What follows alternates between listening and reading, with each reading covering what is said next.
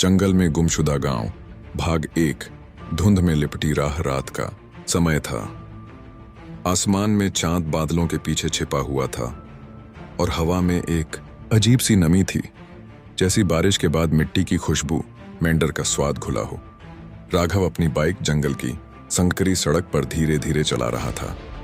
Headlight की पीली रोशनी धुंध को चीरने की कोशिश कर रही थी, लेकिन हर कुछ मीटर पर वो धुंध फिर से रास्ता निगल लेती। राघव एक पत्रकार था, दिल्ली के एक छोटे न्यूज़ चैनल में काम करता था। पिछले हफ्ते उसे एक रहस्यमयी खबर मिली थी। मध्य प्रदेश के सिवनी जंगल के बीचों बीच एक गांव है, भैरवपुर। लोग कहते हैं वहां अब कोई नहीं रहता, लेकिन रात के वक्त वहां से ढोल नगाड़े और औरतों के रोने की आवाजें आती हैं। किसी ने कहा वो बस अफवाह है, किसी ने कहा वो गांव असल में सालों पहले गायब हो चुका है। राघव को यही तो चाहिए था, एक ऐसी कहानी जो या तो उसे प्रमोशन दिला दे या फिर हमेशा के लिए उसका नाम बना दे। रास्ता जो कहीं नहीं जाता, जीपीएस भी यहाँ बेकार है। उसने अपने फोन पर नजर डाली, कोई सिग्नल नहीं, बस नो सर्विस की ठंडी सी लाइन। उसके पीछे उसका कैमरा असिस्टेंट रोहन बैठा था।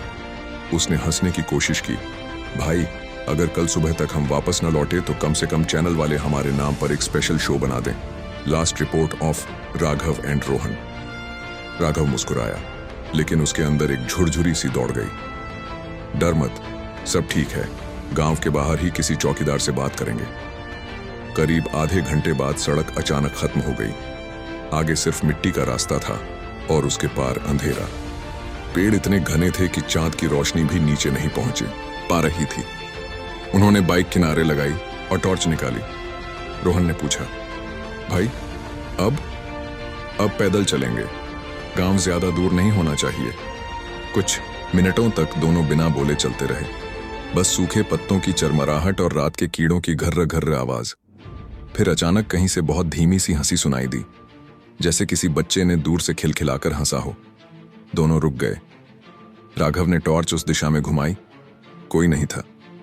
सुना तूने?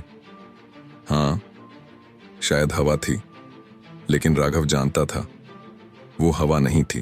भूले हुए निशान। करीब 15 मिनट चलने के बाद उन्हें टूटी हुई पत्थरों की दीवारें दिखीं। एक पुराना कुआं, जिसके पास झुककर देखने पर अंदर से सड़ी हुई मिट्टी की गंध आई। शायद यही भैरवपुर है। रोहन ने कैमरा निकाला और रिकॉर्डिंग चालू कर दी। चारों ओर वीरानी थी, न कोई आदमी न कोई जानवर, बस हर तरफ काले पेड़ों की परछाइयां। अचानक उन्हें एक झोपड़ी दिखी। दरवाजा आधा टूटा हुआ था।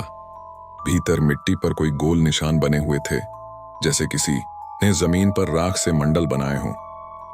यहां कोई पूजा हुई थी, राघव ने धीरे कहा। रोहन ने कैमरा फोकस किया तो देखा राख के बीच कुछ लाल धागे, नींबू और काले बालों के गुच्छे रखे हुए थे। काला जादू? शायद। उसी वक्त हवा का एक झोंका आया और दरवाजा धड़ाम से बंद हो गया। रोहन के हाथ से कैमरा गिर गया। दोनों ने दरवाजा खोला। बाहर वही अंधेरा, वही सन्नाटा, लेकिन अब हवा में किसी के चलने की आवाज थी। आग जो खुद जल उठी। चलो अब लौटते हैं, रोहन बोला। भूत प्रेत की कहानी कवर करने आए थे, पर यहां तो लग रहा है हम खुद कहानी बन जाएंगे। लेकिन तभी राघव की नजर गांव के बीचों बीच एक जगह पड़ी, जहां पुराने पत्थरों के बीच हल्की सी रोशनी चमक रही थी। वो रोशनी आग की तरह झिलमिला रही थी, जैसे किसी ने दीपक जलाया हो। देखो, वहां कोई है। दोनों धीरे धीरे उस ओर बढ़े।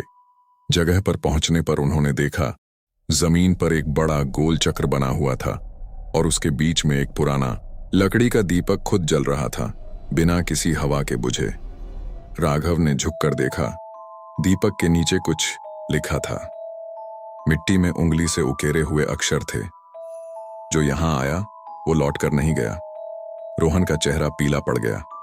चलो यहां से। रुको, पहले ये रिकॉर्ड कर लेते हैं। भाई, रिकॉर्डिंग बाद में भी हो जाएगी, पर हम बाद में रहेंगे या नहीं ये पक्का नहीं। राघव ने दीपक उठाने की कोशिश की। दीपक ठंडा था, लेकिन आग जल रही थी और उसी पल उसे लगा जैसे किसी ने उसके पीछे से सांस ली हो, बिल्कुल पास से। वो पलटा, कोई नहीं। पदचिह्न जो गायब हो गए दोनों गांव से बाहर निकलने। लगे, पर अब रास्ता नहीं मिल रहा था। जहां से आए थे वहां अब पेड़ों की एक नई दीवार थी। रास्ता घुमाकर वहीं आ जाता था, दीपक के पास। ये कैसे हो सकता है? रोहन ने कांपते हुए कहा। राघव ने गहरी सांस ली। शायद हम चक्कर काट रहे हैं। लेकिन कुछ देर बाद जब उसने जमीन देखी तो हैरान रह गया। उन्हें अपने ही पद चिन्ह नहीं दिख रहे थे। जहां उनके कदम पड़े थे वहां मिट्टी फिर से साफ हो चुकी थी, जैसे किसी ने हर निशान मिटा दिया हो। धीरे धीरे जंगल का तापमान गिरने लगा। ठंडी हवा उनके कपड़ों के आर पार चुभने लगी और फिर दूर से वही बच्चे की हंसी दोबारा सुनाई दी, इस बार ज्यादा पास से। रोहन ने टॉर्च घुमाई और दीवार के पीछे से एक छोटी परछाई भागी। बच्चा था या कुछ और, ये समझ नहीं आया। गांव की घंटी अचानक किसी मंदिर की घंटी बजी। टन टन टन। लेकिन इस गांव में तो कोई मंदिर नहीं था, न कोई इंसान। दोनों ने आवाज की दिशा में देखा। वहां एक टूटी हुई मूर्ति थी जिसके आधे हिस्से पर कई जमी थी। राघव आगे बढ़ा तो उसने देखा मूर्ति के पास एक पुराना घंटी का लटकन पड़ा था जो खुद ब खुद हिल रहा था। कोई यहां है? राघव ने पुकारा, पर जवाब में सिर्फ वही टन टन की गूंज मिली जो हवा में धीरे धीरे खो गई। रोहन ने कहा, राघव भाई, ये गांव इंसानों का नहीं रहा। राघव कुछ कहने ही वाला था कि उसके फोन की स्क्रीन अपने आप जल उठी। नो सिग्नल की जगह अब लिखा था, भैरवपुर में आपका स्वागत है। वो सिहर गया। फोन उसके हाथ से छूटकर गिर गया और स्क्रीन अपने आप बंद हो गई।